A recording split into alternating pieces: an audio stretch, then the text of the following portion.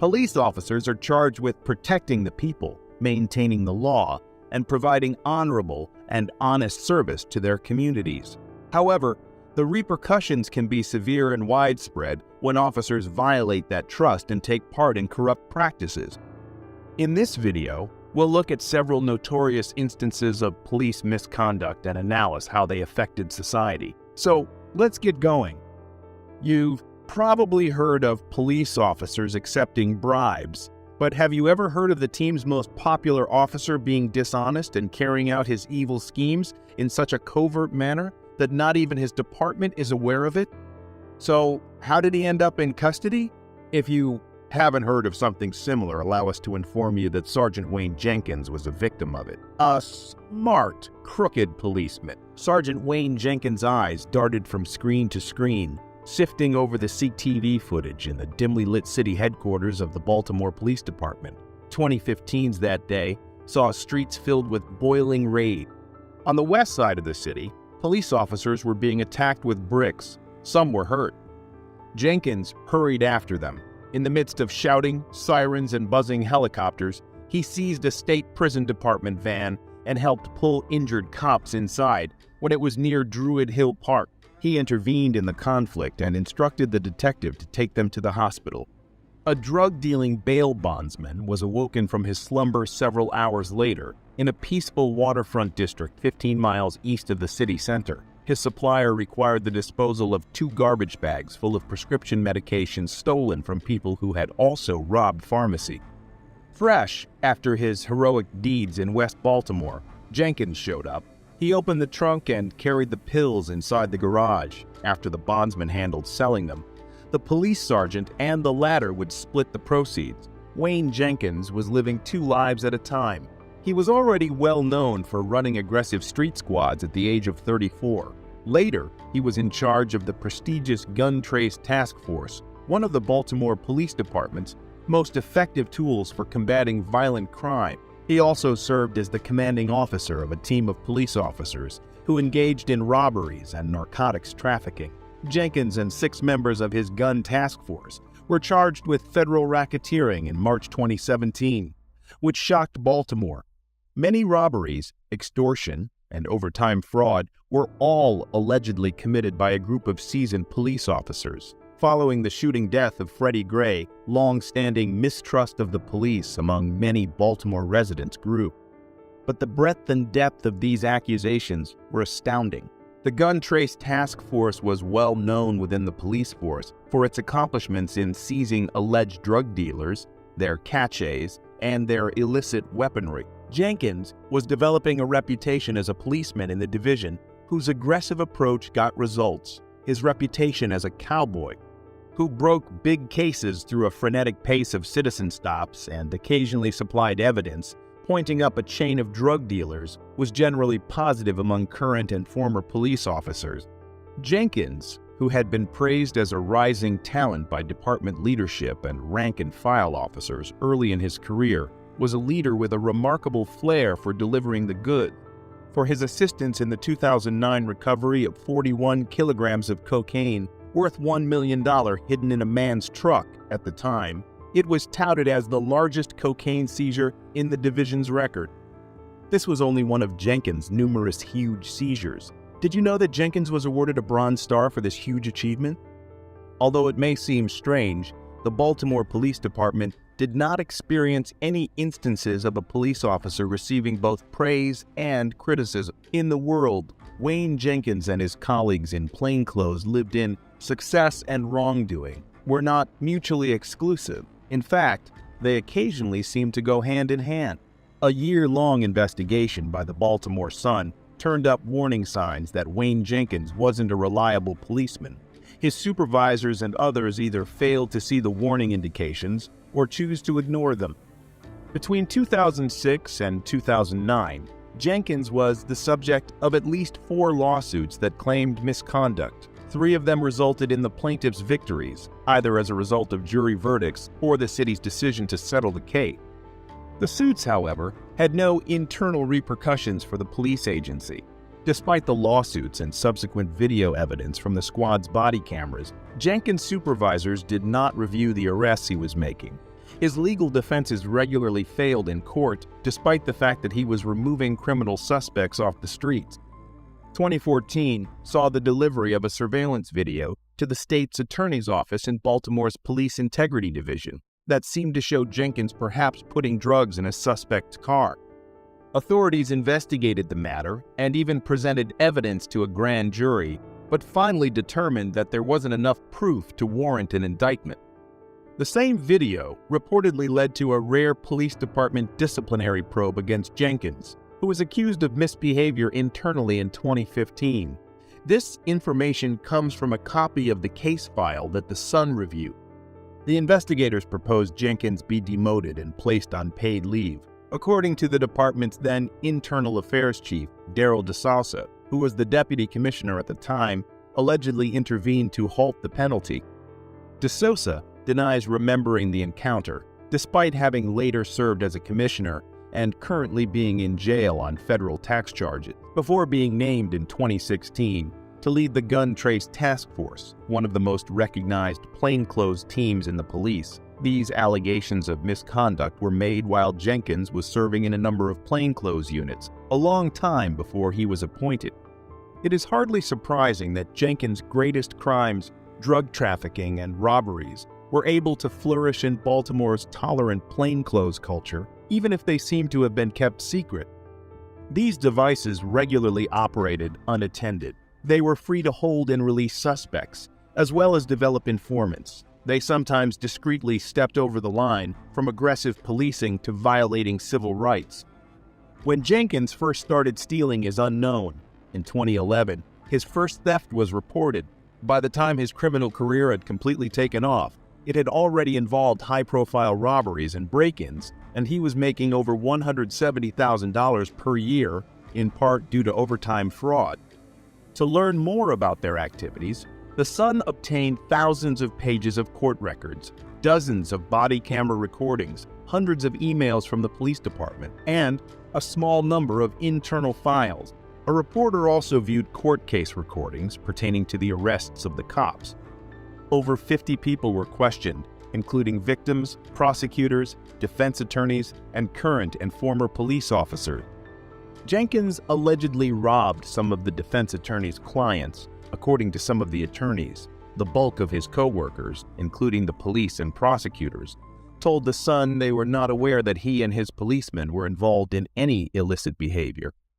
A drug associate alleged that Jenkins had been gathering narcotics off the street and profiting from their illicit sale for years before he was finally found guilty following an FBI investigation. Prior to joining the Gun Trace Task Force in 2016, some of his colleagues have also acknowledged stealing after an FBI investigation into the unit revealed the crimes committed by the GATF, Jenkins, and a number of other team members were taken into custody by federal agents. In June 2018, Jenkins was sentenced to 25 years in federal prison after entering a guilty plea to charges of racketeering, robbery, and record-keeping fraud. Corrupt police officers damage the reputation of their fellow officers who obey the law and honorably and devotedly serve their communities. They damage the reputation of the entire police force and make it harder for honorable officers to carry out their duties efficiently. The integrity of the judiciary and law enforcement is threatened by corruption, an immoral and unlawful practice. In addition to breaking the law, corrupt police officers damage the public's faith by taking bribes, covering up crimes, or employing excessive force. Furthermore, dishonest police officers can cause harm to innocent people by infringing on their civil rights, making false arrests, and acting abusively. This can result in erroneous convictions, the demise of the rule of law, and a loss of confidence on the part of the general people in the competence of the legal system to uphold their rights and interests. Public safety is compromised, and the rule of law is weakened by corrupt police officers. They undermine public trust in the police and foster an atmosphere of impunity where criminals feel free to act without consequence because they know that some police officers can be purchased or intimidated. What conclusions have you drawn from Jenkins' tale? Do you have any additional examples of dishonest police officers who were punished? If so, please tell us in the comments section. In Florida, a controversial arrest took place, and as the story unfolds, it is unlikely to come as a surprise to many, given the recurring instances of law enforcement officers failing to carry out their duties effectively. The commanding voice of an officer rang out, ordering the car to stop while instructing its occupants to remain within its confines. What are you doing here? Turn the car off. Turn the car off now. Turn the car off now. Turn the car off. Turn the car off now. Turn the car off. What you doing? Because I'll punch you in your. Don't ever forget that. I'll punch you Give in me your. a second, unit. Hey, let me explain. Let me explain to you what we're doing. Put your hands on me, and I am responding. I don't give Hold up. I'm responding to an alarm call. Put your hands on me, and I didn't turn up on you. Turn around. Nobody's under. The urgent commands continued as the officer persisted in demanding that the car be turned off. You came in this hostile. Don't you ever put your hands on me? I'll spit on you. Under arrest. Stop. Get down. Chill, bro. Chill, bro. Hey, stop. Hey, stop. 40 cents for him. Step it up. Get down now. Get down now. Turn around and put your hands behind your back. Get down. I don't care. Get down. Repeating the instruction with increasing urgency. In the midst of the chaos, the officer hastily clarified that the situation was not an arrest, urging the woman to turn around while reassuring them that they were not under arrest. However, the events captured in the body camera footage were deeply unsettling and shocking.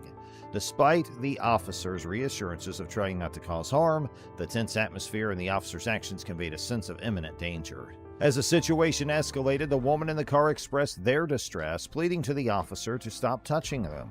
She called out to her mother, emphasizing that she could communicate with them but not the officer. Frustration filled their voice as they protested against being held and instructed the officer not to forcefully turn their face. The tension heightened further when 2 additional sheriff's deputies arrived at the scene. Oh, you're wrong, and I'll take your whole job. Oh my soul. Fix my friend. Fix my. What the? It's not breaking. If I said it hurt, and I will spit on you. Fix my wrist. What the? What are you doing? Stop touching me. Stop pulling away. Stop touching me. My wrist hurts. I'm gonna pull away. You touch my wrist. Doing too much. Touch me. What's wrong with you? See, you got me. I'll take this whole car on my mama.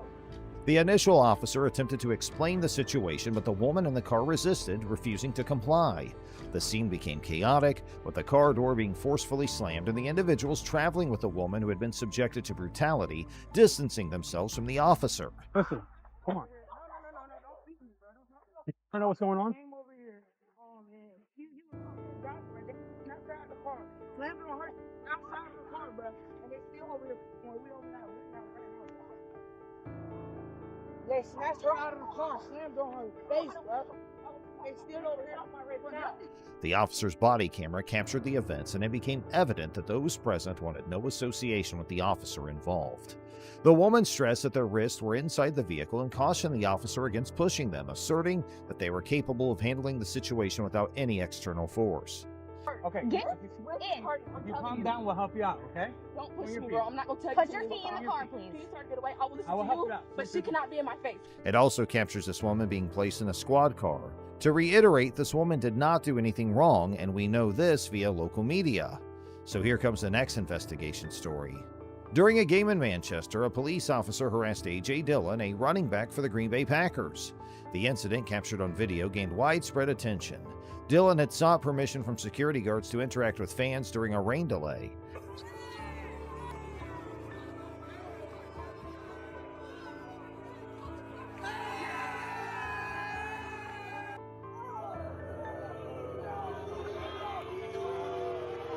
As he prepared to jump back into the stands, the officer grabbed him by the collar and pushed him forward. The Green Bay Police Department acknowledged policy violations by the officer and took appropriate action.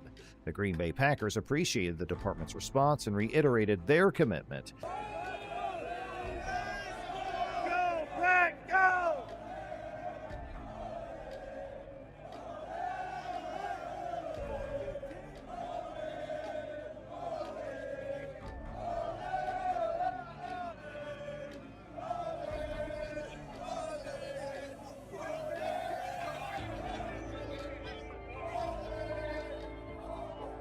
to public safety at Lambeau Field. Dillon confirmed the misunderstanding and that security had given him permission to engage with the crowd.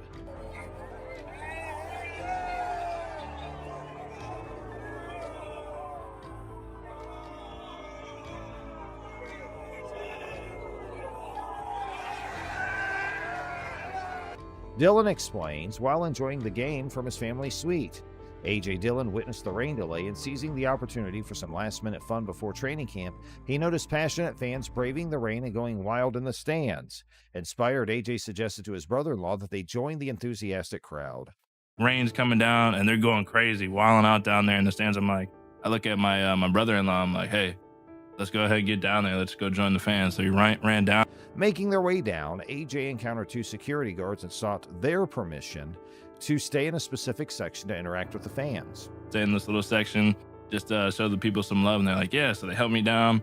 And these security guards know that you're AJ Dillon. Yeah. Okay, They're like, like you're in your house. Yeah, they gave me their hands, helped me down. And I jumped down there and, I'm starting to chant, high-fiving people. And then I'm about to jump on my Lambo Leap. And all of a sudden, I'm like, whoop. Like, I felt like getting pulled back. And I honestly thought it was a fan, like, it was down there. I was like, oh, somebody really wants to take a picture. Yeah. Like, what's going on? And, this guy's like, get up there, you're getting arrested. I'm like, all right, that was my plan. I was about to jump up. They recognized him as A.J. Dillon and gladly assisted him in descending to the lower section.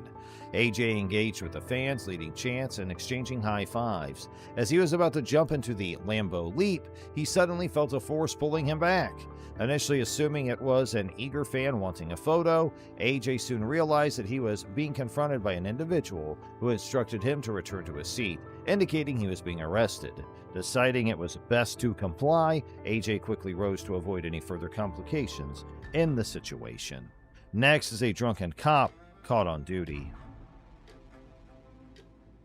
Hey, Officer Oscar, why don't we come back out here real quick? Come back here, man. It's all good. Hey, man. So, can you just put your hands on the roof for me? I'm going to remove your gun, okay? You got any other weapons? No, but I'm You can prone say to that. seizure. You're prone to seizures? Okay, I'll turn my lights off real quick for you, all right? I'm going to put this in my car for the duration of this. An on-duty police officer, Oscar, was caught exhibiting signs of impairment while on the job. As the officer was conducting his duties, he was approached by another officer who called out to him, urging him to return to the scene.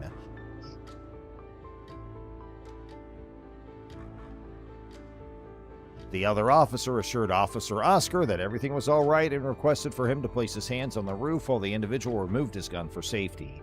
Officer Oscar complied and informed the person that he did not possess any other weapons but mentioned having seizures. In an attempt to alleviate the situation, Officer Oscar decided to turn his lights off momentarily. Observers noted that despite his efforts to remain composed and collected, Oscar's behavior clearly indicated impairment. I guess it went to you guys. Yes, sir. I'm sure other people was probably calling you. Okay. But, yeah, we got a call. Yeah, I don't. Yeah. He could be having a medical condition, but he was asleep. We passed by his car. He was asleep. He was asleep? He was When did sitting- you pass by his car? Right over here at Center and Firewood. He came and he keeps stumbling. Do you smell anything? Upon searching Officer Oscar's car, it became apparent why he'd been pulled over in the first place. Allegedly, this was the manner in which he had been behaving prior to the concerned individual's intervention. Citizens had dialed 911 to report Officer Oscar's erratic behavior on the road. Witnesses described him as driving all over the road, frequently stopping in the middle of the street or off the road and disregarding stop signs. Despite attempting to reach the Apopka Police Department directly, the concerned individuals were informed that it was closed, prompting them to call 911 instead. They expressed certainty that others may have also placed similar calls, and the conversation briefly mentioned a call regarding firewood, although the context and relevance were unclear.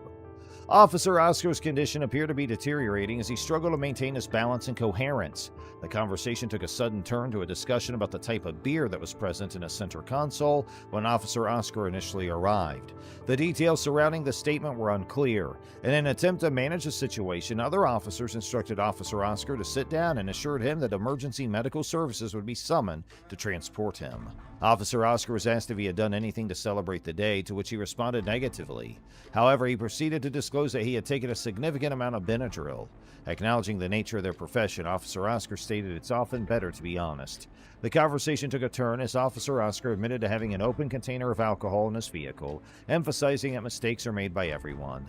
The individual speaking with him commented on the stressfulness of their job and alluded to Officer Oscar possibly having a stressful night prior.